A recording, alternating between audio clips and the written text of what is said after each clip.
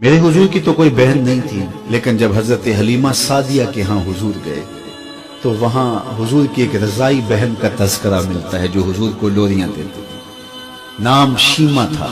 तो शाम के वक्त जब खवातीन खाना पकाने में मसरूफ होने लगती तो बहनें वीर उठा करके बाहर ले जाती थी। हर बहन का ख्याल ये होता कि मेरे वीर से सोना जमाने में कोई नहीं। कहते हैं खूबसूरती देखने वाले की आंख में होती है, जिसके वीर का रंग सोना होता तो वो कहती रंग नहीं तो कुछ भी नहीं है, और जिसके नकूश तीखे होते तो वो कहती कि रंग का क्या है, हुस्न तो नकूश में होता है। जिसकी आंखें खूबसूरत होती वो कहती मेरे वीर की झील जैसी आंखें तो देखो। अब यही बनु साद के मोहल्ले में होता, बच्चियां अपने वीर उठा के ले आती है, कहती मेरे वीर वर्गा कोई नहीं, दूसरी कहती मेरे वीर जैसा नहीं।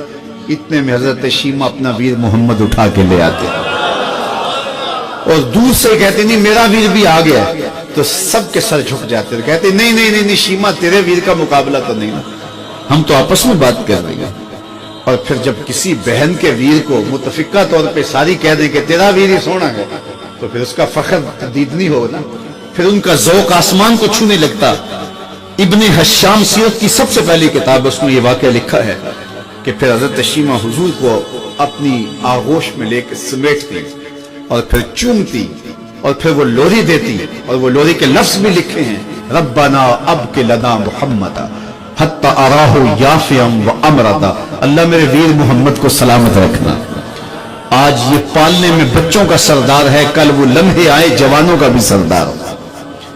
और फिर झूम जाती और क्या खुशी उनकी दीदनी होती। और फिर वो मंजर भी आया कि हुजूर अलैहिस्सलाम मक्के चले गए और ये जवान हुई और फिर उनकी शादी किसी कबीले में हो गई। आका करीम ने ऐलान नबुव्वत किया, 13 साल का वक्त कटा और फिर हुजूर मदीना शरीफ चले गए। जब गज़ावात का सिलसिला शुरू हुआ तो जिस कबीले में शीमा का निकाह हुआ था उस कबीले में मुसलमानों के साथ टकराव हुआ तो अल्लाह ने मुसलमानों को फतह अता कर दी। तो इस कबीले के लोग कैदी होके हुजूर अलैहिस्सलाम के गुलामों के हाथों गिरफ्तार हैं। तो ये अपने कैदियों को छुड़ाने के लिए कबीले के सरदार एक एक घर से फिदिये के लिए रकम जमा कर रहे हैं। चलते चलते शीमा के घर भी पहुंचे जो कि एक उम्र का हिस्सा गुजार चुकी थी, और जाके कहा कि इतना हिस्सा आपका भी आता है। कहा किस लिए? कहा वो जो लड़ाई हुई है इतने हमारे बंदे गिरफ्तार हो गए तो उनको छुड़ाना है।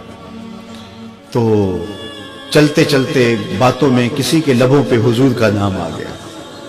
तो शीमा ने कहा अच्छा उन्होंने तुम्हारे लोग पकड़े? कहा हाँ। तो कहा फिर तुम रकम इकट्ठी न करो, मुझे साथ ले चलो। उन्होंने कहा तुझे साथ ले चले? कहा तुम नहीं जानती वो मेरा वीर लगता है, वो मेरा भाई लगता है।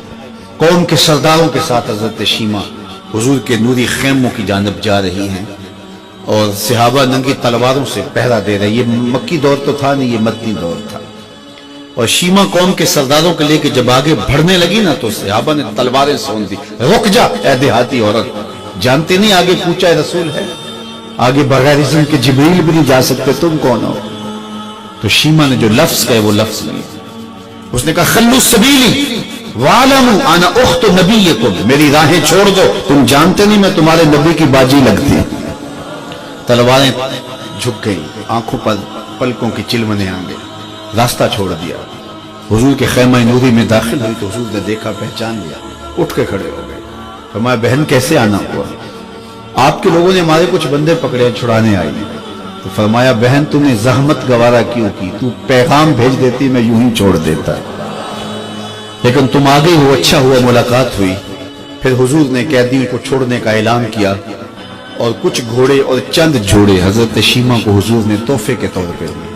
वीरों के दरवाजे पर बहनें आए तो वीर खाली तो मोड़ा नहीं करते, तो हुजूर ने बहुत कुछ अता किया। और फिर रुखसत करने खैमे से बाहर आए तो सहाबा की जमात मुंतजर थी। फरमाया सहाबा जब मैं कैदी छोड़ा करता हूँ मेरी आदत तुम्हें मालूम है कि मैं पहले तुमसे मुशावरत किया करता हूँ। आज ऐसा मौका आया कि मैं तुमसे मुशावरत भी नहीं की और कैदी भी छोड़ दिए। कहा जो चाहें आप करें, लेकिन क्यों मुशावरत नहीं फरमाई हुजूर? अगर इरशाद फरमा दें। तो फरमा इसलिए कि मेरे दरवाजे पे मेरी बहन आ गई थी। कोई लाओ तो सही जमाने में ऐसा, कोई लाओ तो सही जमाने में یہ جمال اور یہ حسن اور یہ کمال رکھنے والا ہے، تو پھر کیوں نہ ہم اپنی ساری زندگی اس آقا